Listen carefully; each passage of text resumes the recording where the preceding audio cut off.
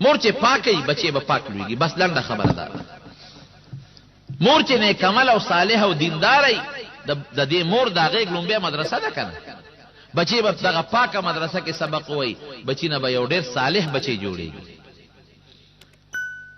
د حسن بصري رحمت الله علیه یو مرید او ښځه وه،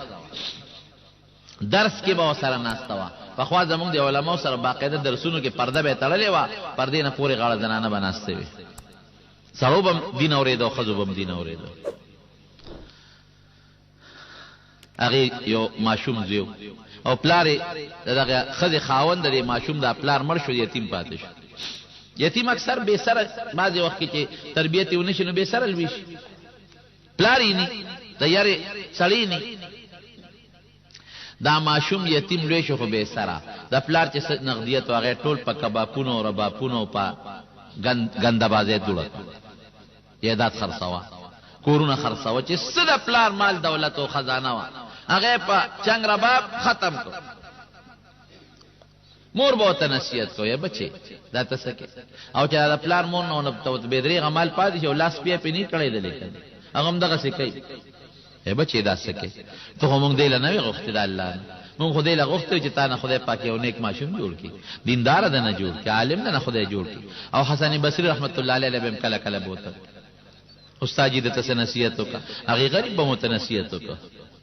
ورونو چې لوښې ګندۍ په نصیحتونو نه پاکېږي. داسې ده که نه چې بالټي وي بالټې او ګنده اوبه پکې پرتې وي، که سوچه غوړي م وره چې پلیتېږي، که شات هم پکې چې په هغه شاتو نه پاکېږي، که پیم پکې چې په پیو نه پاکېږي.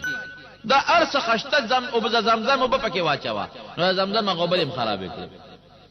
ته دا لوښې پاک کا، دا ګند ته لر که ویوینځه نو بیا پکې پیم اچوه، شات هم اچوه، اوبه هم پکې اچوه، هر څه پکې اچوه.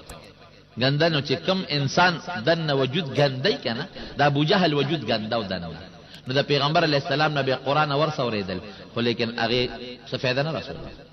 او کم صحابه کرام چې رالل پیغمبر علیه السلام ته کېناستل چې ورېږه موږ څه دین زده کړو او لوښې پاک که غوږ یې کېښود نو بیا هغه پاک څیزونه ورننوتل، خدای ته صحابه جوړ کړل. د دې هلک لوښې ګنده. حسن بصري نصیحت هم کوه، قرآن هم وایه، حدیث هم وایه، هېڅ سر پرې نه کوه. مور ته به یې لاس تېرې دا وې مورې وخت دې راله ضایع کړ، یا مورې وخت ماله ضایع کړې. مور به ورته بچې ګوره دیندار شه، ګوره آخرت زه آخرت ته پېښه ورته پېښه ته منځونه کوه په ما څه کې. حسن بصري به وله غریب راوست کور ته، زما دې بچي له کور ته راشه جرګه پې کوم که په دې سم شي. نه سمېده چې نه سمېده مال یې جوړه کوه، خیره کې ناجوړه شو. چې کله دې ناجوړه شو او د اخیري د ژوند نه مایوسه شو نو مور ورته کېناسته بچې اوس به څه کوې، اوس تا خو وایې چې آخرت نشته، اوس ور روان یې که نه، تا خو به وایې قبر څه ته وایي، اوس قبر له روان یې که نه، اوس به څه کوې. د راځه بچې راسې کوو، اوس را سره لاړ شه حسن بصري لا چې دعا درته وکړي، اوس توبه وباسه نو خدای به در باندې رحم وکړي. مور اوس به داسې چېته وشي، ما خو ټول ژوند کې چې ته نیکی کار نه دی کړی، ما خو هغه د پلار پاتې شوې پیسې په جوارۍ باندې په ډمتوب او په دې قصو پیسو لزولې دي. وی ته خیر ته ما سره زما استاد د لاړ شه، وی مونږ زما خپو کې طاقت کم دی، کم دی تلی شي. وی دلی راولم، یاره که دې راوستم بس په سچه توبه وباسم. لاړ حسن بصري امورې بوډۍ لاړه غریبه ورته کېناسته، استاد جي زما هغه زوی ناجوړه څه پې وکړم، ته را سره لاړ شه دعا به مو ورته وکړي او بس توبهګار کېږي. نه بس نور به یې زوی راته نه وی خپړې راله ستړی کړه. دلته ورته نصیحت کوه، کور ته وله ځه، نور به د زوی کش راته نه کوې، ستا زوی له نه ځي. غریبه مایوسه راله، چې راله زوی ته وایي ګوره دې ته ستا بدقسمتي ورسېدله چې نن زما استاد ستا له خواله نه راځي. وی زه داسې وکړه مورې زه به الله ته جاړم، خو ته دې استاد ته دې ووایه چې جنازه خو را باندې وکړي که نه چې مړه شم. دا مورې بیا ورپسې لاړه، یو استاد جي کلک رالې زما زوی توبه وباسي نه ځم. وی ښه نو که مړ شو جنازه به پکې چېرته خو زما. وی ستا په زوی جنازه م ملله پوښ کړې، کور ته ورته لاړ شه نصیحتونه ورله کوه، دلته دې راوست نصیحتونه کوه، توبې وباسه، بیا دین پورې ټوقې کوه، جنازه م پې نه کوم ځه. دا چې غریبه راله جاړي ټول پته په ډوبه ټپه وښکلمده شوه. بچې ستا بدقسمتي دې حد ته ورسېده چې نن حسن بصري ستا جنازې له نه راځي. هغه الک سوي مورې بس ټیک ته کې ناراض بس زما الله دې زما توبه ده بس او یقین مې دی چې ما به خدای بخي خو یریږم ځکه ټول عمر مې په دغه کې تیر کپا گمراهۍ کې خدا سے باو کې مورې زما یو وصیت یو درخواست مې وره چې حسن بصری مې جنازه نه کوي نو معلومیږي دا چې اس صبح مې جنازه ونه کوي او نو مې سو قبر کالو کنه دا مهرباني باو کې چې سارا نو دې زما د خپل کې د لوپټه واچو